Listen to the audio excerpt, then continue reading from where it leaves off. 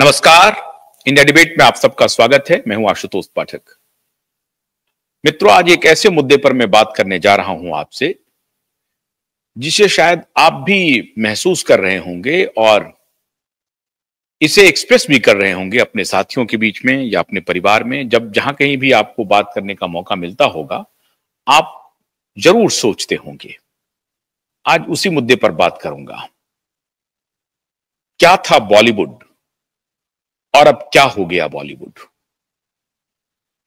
कभी बॉलीवुड में आप खूबसूरत चेहरों को, वो सामान्य चेहरे नहीं होते थे, कॉमन चेहरे नहीं होते थे, हीरो की एक कल्पना होती थी जो आम लोगों से हट करके होता था। उनका सौंदर्य, उनका हाइट, उनका शरीर, उनका एक एक चीज, उनका लिबास, उनके हेयर स्टाइल, सब कुछ अलग हुआ करते थे।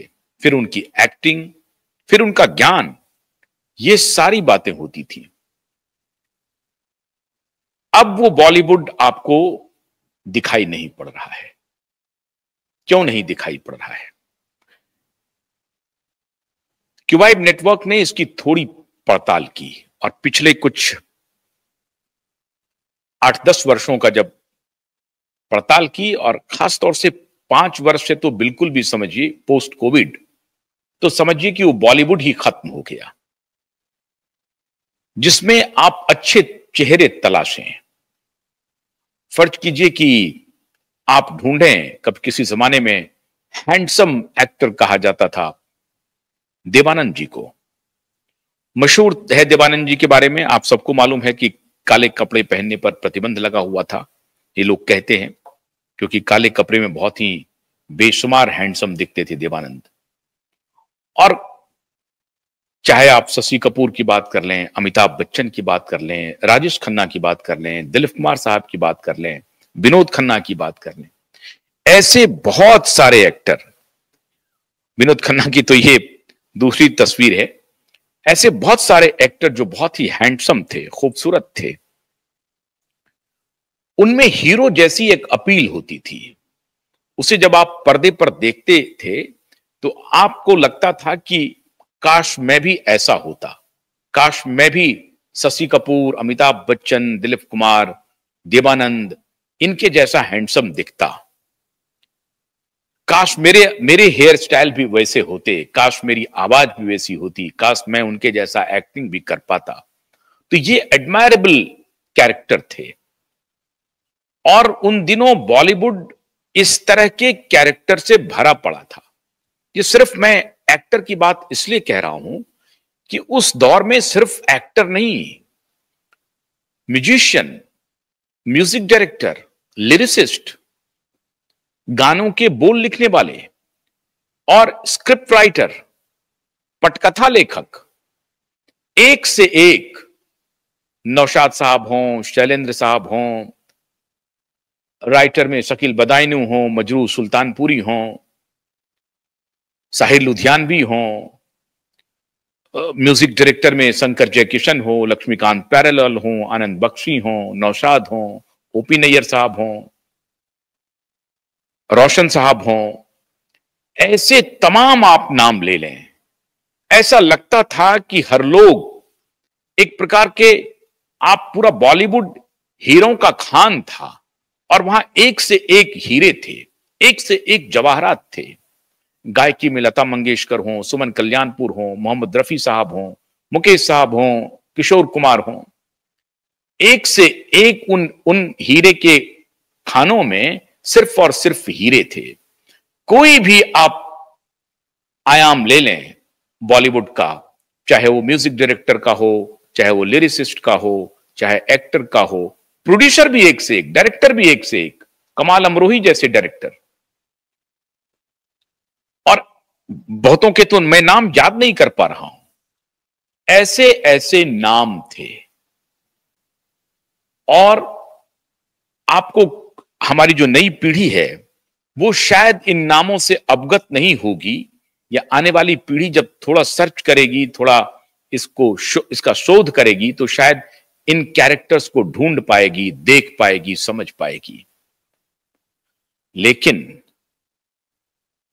90 के दशक से 2005-6 तक भी आप कहें तो एक्टर तो आए, लेकिन जब से बोलबाला हुआ अंडरवर्ल्ड का, इन्होंने पूरे बॉलीवुड को तबाह कर दिया और फिर एक के बाद एक अच्छे एक्टर, अच्छे एक्ट्रेस के करियर को तबाह किया और उसके स्टूज बने जिनके ऊपर सबसे बड़ा तोहमत लग रहा है, सबसे बड़ी तोहमत है सलमान खान।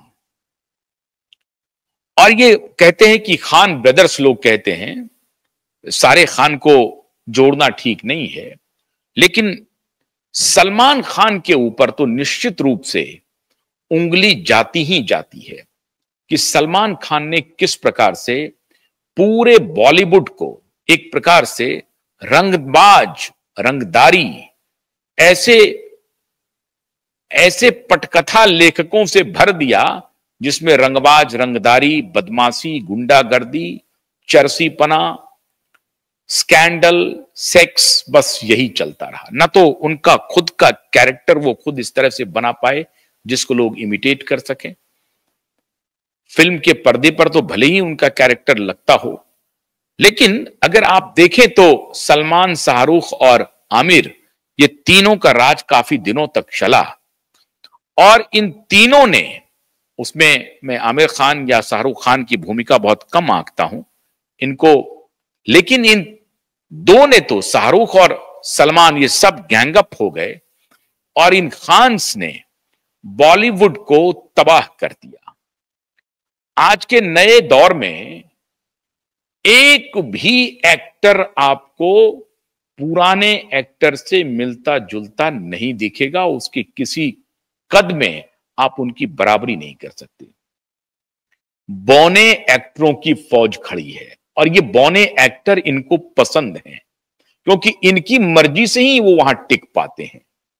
अब बौने एक्टर देखिए, मैं किसी का अपमान नहीं करना चाहता हूं, वो अपना एक्टिंग कर रहे हैं, करें, मैं सिर्फ तुलना कर रहा हूं।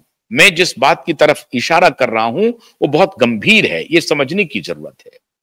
पंकज त्रिपाठी, अब ये आजकल स्टार एक्टर हैं, बहुत संघर्ष किया है इन्होंने, बहुत बने हैं, बहुत सहज एक्टिंग करते हैं, हमारी शुभकामना भी है इनको।